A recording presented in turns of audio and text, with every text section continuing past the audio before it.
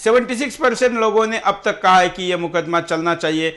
हमारे साथ हिंदू राष्ट्र सेना के अध्यक्ष धनंजय भाई मुंबई से जुड़े हुए। धनंजय जी, आपका स्वागत है बिंदास बोल में।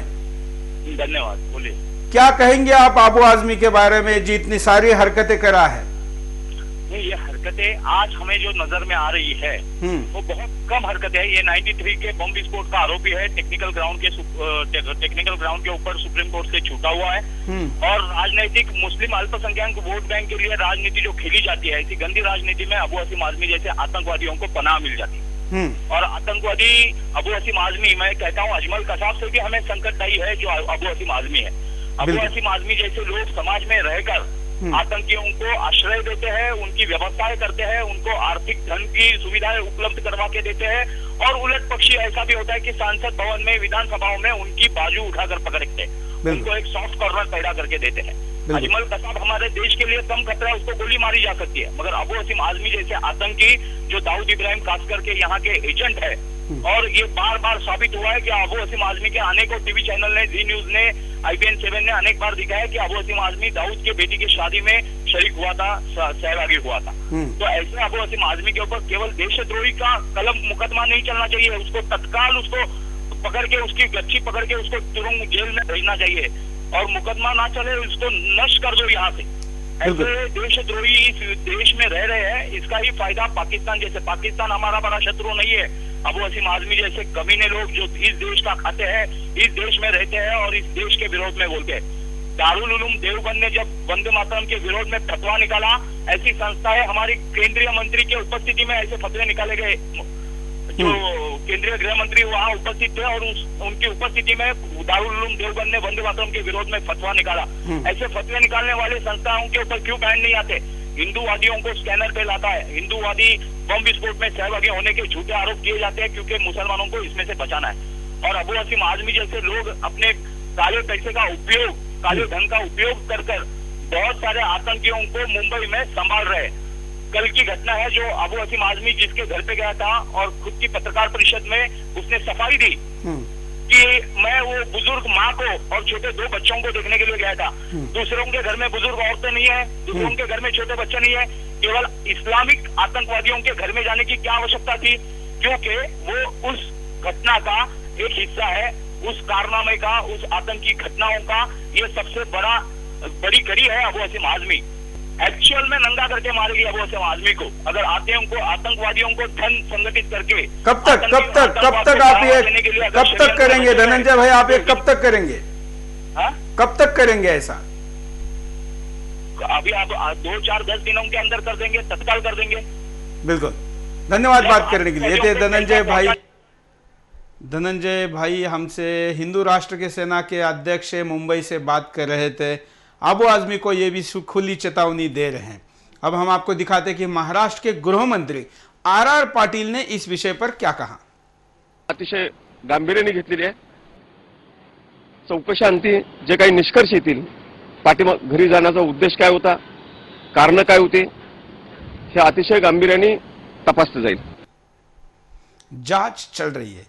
जो एक साधारण पुलिस ऑफिसर या यूं कहे कि हवलदार या रास्ते पर खड़ा कोई नया पुलिस वाला भी जो जवाब देगा, वही जवाब राज्य के गृह मंत्री दे रहे। उस राज्य के जो शिवाजी का वारिस होने की बात करते, उस राज्य के गृह मंत्री ये बात करते, और शायद इसलिए ऐसे गृह मंत्री के कार्यकाल में ताज पर हमले होते हैं। अब हम आपको दिखाते हैं दोबारा आजमी ने इस विषय पर क्या कहा। मैं एक ही के परिवार से मिला जो बांद्रा में नौपाड़ा में है। वो नाम क्या, रियाज शायद, मुझे नाम इसी तरह याद नहीं। मेरे वर्कर्स ने बताया कि ये परिवार यहाँ है और उसकी एक बहन अपाहिज है, चल नहीं सकती, बहुत गरीबी है। तो अबू आजमी को आप बार बार सुनिए कह रहे कि गरीब स्थिति के कारण उस घर में गया था, और गरीब क्या केवल यही है। और वही गरीब अबू आजमी को क्यों देखते हैं जो आतंकवादियों से संबंधित होते हैं। कॉलर हमारे साथ जुड़े, उनसे बात करते हैं। स्वागत है आपका बिंदास बोल में। नाम बताइए। हेलो, हाँ बोलिए, आपका नाम बताइए। हाँ, हरिभाऊ बरशिरे येवला। बोलिए। आप ये क्या अबू आजमी इसके जगह कोई भी रहा, अगर वो देश खिलाफ कर रहा है हाँ। उसको उसकी सजा मिलनी ही चाहिए। लेकिन क्यों नहीं मिलती? क्यों नहीं मिलती? अभी ये अपनी देश की राजनीति ऐसी। आप येवला से बोल रहे हैं ना? येवला तो महाराष्ट्र के उप मुख्यमंत्री की कॉन्स्टिट्यूंसी है। हाँ, तो क्या कहेंगे आप महाराष्ट्र के उप मुख्यमंत्री को? मुख्यमंत्री को क्या कहेंगे? अभी जांच पड़ताल अच्छी तरह से करके जो है उसमें बोले तो क्या बोलते गुनेगार, उसको तो वो सजा मिलनी ही चाहिए। अब देख रहे हैं लोगों में इस विषय पर कितना गुस्सा, और लोग एसएमएस और फोन करके अपनी प्रतिक्रिया को यहाँ पर दे रहे हैं। अब थोड़ी देर में कार्यक्रम के अंत में एसएमएस का लास्ट सेगमेंट भी पूरा हो जाएगा, इसलिए अब जल्दी से एसएमएस करिए और आपकी प्रतिक्रिया यहाँ पर दीजिएगा। अगर कॉलर हमारे साथ जुड़े हैं, बिंदास बोल में आपका स्वागत है, बोलिए क्या कहेंगे? हेलो, हाँ बोलिए। मैं महाराष्ट्र से औरंगाबाद से बात कर रही हूँ। हाँ बोलिए बोलिए। सविता कुलकर्णी। हाँ क्या कहेंगे आप? अबू आजमी जैसे लोगों को देश में ही नहीं रखना चाहिए। बिल्कुल। और ऐसे लोगों को जो सरकार साथ दे रही है, वो सरकार को भी कुछ तो कुछ जनता ने साथ देना चाहिए। लेकिन क्या महाराष्ट्र में क्यों कुछ नहीं हो रहा है? शिवाजी की भूमि कहा जाता है, कुछ क्यों नहीं हो रहा है? हो रहा है, लेकिन कैसे सामान्य जनता कुछ नहीं कर सकती ना, ऐसा लगता है सबको। बिल्कुल, सीएम को जरूरत अबू आजमी की ज्यादा है, जनता की तो केवल 5 साल बाद जनता की जरूरत है। आजमी की जरूरत तो बहुत ज्यादा है, और कहीं आजमी के खिलाफ कुछ बोलेंगे तो वोट नाराज ना हो जाए, ये भी चिंता है। और अब चलते हैं वंदना के पास। कार्यक्रम के अंत में देखते हैं कि एसएमएस की स्थिति क्या है। वंदना।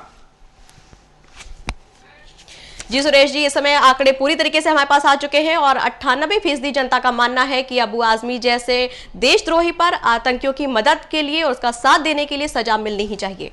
कार्यक्रम के अंत में 98%, हालांकि देशद्रोह 2% वायरस कहां से आ गया आजमी के फेवर में पता नहीं, लेकिन फिर भी शायद ये 2% ही है जिन्होंने इसको बचाए रखा है। और वायरस छोटा सा 0.1% भी क्यों ना हो, वो पूरे सिस्टम को खराब करता है, फिर वो समाज हो या कंप्यूटर हो। ऐसा वायरस देश में जीना के नाम से आया था और उसने देश का विभाजन कराया था। हमें ऐसे वायरस को ढूंढना पड़ेगा, ऐसे वायरस को स्कैनर से, एंटीवायरस से डिलीट करना पड़ेगा, तो ही इस राष्ट्र की सिस्टम चल पाएगी। सारे जहां से अच्छा हिंदुस्तान हमारा, हम बुलबुले हैं इसकी, ये गुलिस्ता हमारा। ये गीत लिखने वाले एक व्यक्ति ने ये गीत लिखा, देश प्रेम की बात की, भारत की बात की, लेकिन जब पाकिस्तान का विभाजन हुआ तो यह व्यक्ति पाकिस्तान चला गया। ऐसा दिखावेदार देश प्रेम दिखाने वाले लोगों की अगर ये हालत है, तो खुलेआम इस देश के खिलाफ बोलने वाले, भारत माता को डायन कहने वाले और देश के सबसे बड़े कानून टाड़ा के देशद्रोही के पहले आरोपी अबू आजमी, शिवाजी की भूमि कहे जाने वाले महाराष्ट्र से विधानसभा में पहुंचते ही कैसे है, यह बहुत बड़ा सवाल है। देश की जनता ने जवाब दिया है, शायद महाराष्ट्र की जनता इस विषय को समझे और अबू आजमी जैसे वायरस को समय रहते एंटीवायरस से डिलीट करे तो देश बच जाएगा। आज के लिए इतना ही।